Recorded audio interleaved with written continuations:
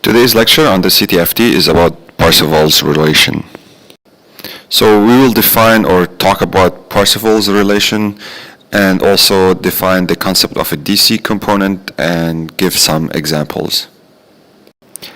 Parseval's relation at a high level is saying that the energy of the signal is the same whether you compute it in the time domain or you compute it in the frequency domain. So here, if you're working with the omega, with the angular frequency, then you have to adjust the units by a factor of 1 over 2 pi, or if you work directly with the frequencies, the energy is the same, so both in the frequency and in the time domain. As an application to Parseval's relation, let's try to find the energy of the signal x of t equal to sine 3bt divided by 2t. So b here is a constant. So if you want to do it directly, you'll have to find the energy here, which is equal to the integral from minus infinity to plus infinity to the magnitude of sine 3bt divided by 2t squared dt, right? So this is how you're capturing all the energy. By the way, this should look something like this. So it's a sine, but it gets amortized because you're dividing by the factor t here. So as t goes to infinity, this is going to go to 0. And of course, you can do this integral, but we're trying here to find an easier way to find this energy by using Parseval's equation or relation. Now, to use Parseval, we have to find the CTFT of this signal in the frequency domain and then find the energy there. And the hope is that the signal or the CTFT will lead to an easier integral to compute. Now, the question is, what is x of j omega here? What is the CTFT of the signal? Now, if you look at it for a second, you see it's not immediately something you've seen before, but it's very similar. Because we know that it looks like a sinc function. And recall the CTFT of the sinc function, which looks something like this. So you have sine bt divided by pi t, which is if you want to think of it also as the impulse response of a low pass filter, then in the Fourier domain, it's going to look something like this. So it's a low pass filter that only lets frequencies between minus b and plus b go through. So it's a box function and of magnitude 1. And this is what I want to use next to find the energy of the signal that I'm given. So the signal we are interested in, x of t, which is this here, I can try to bring out of it the sinc function. So it's going to be sine 3bt divided by pi t. And this part here I know how to deal with, times a constant, which will be also easy to deal with.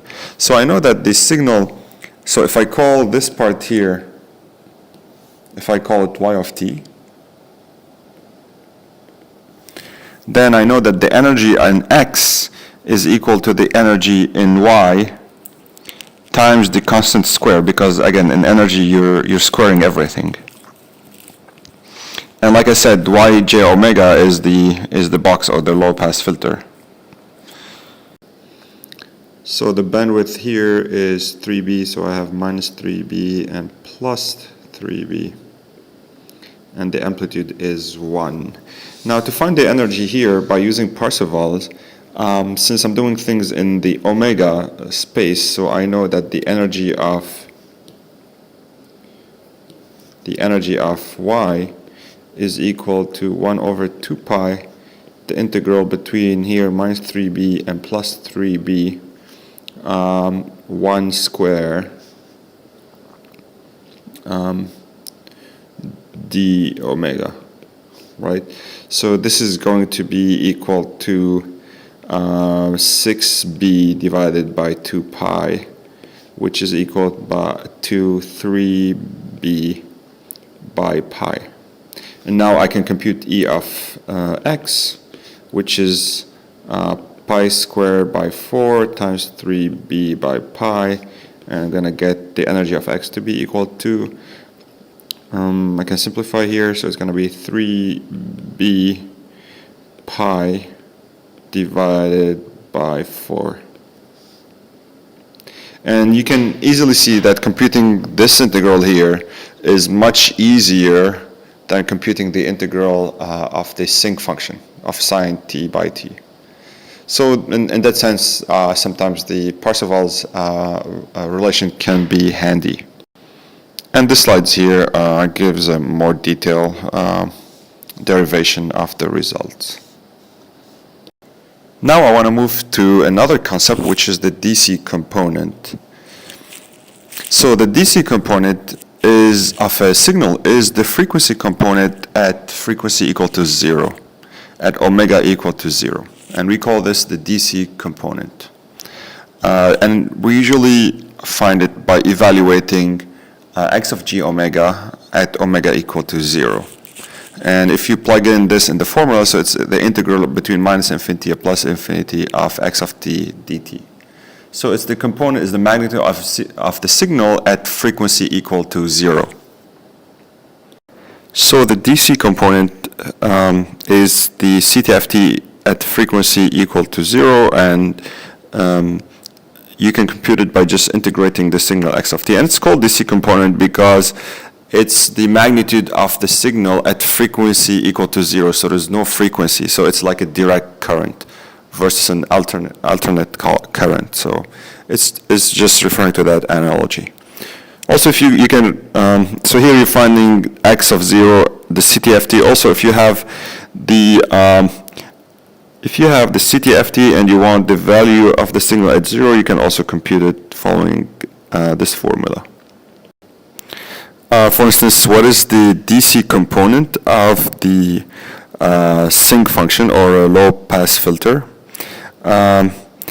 Of course, here you could just do the integral like we did, or like we tried to do before. So you can say, well, the DC component here, it's equal to the integral of x of t dt.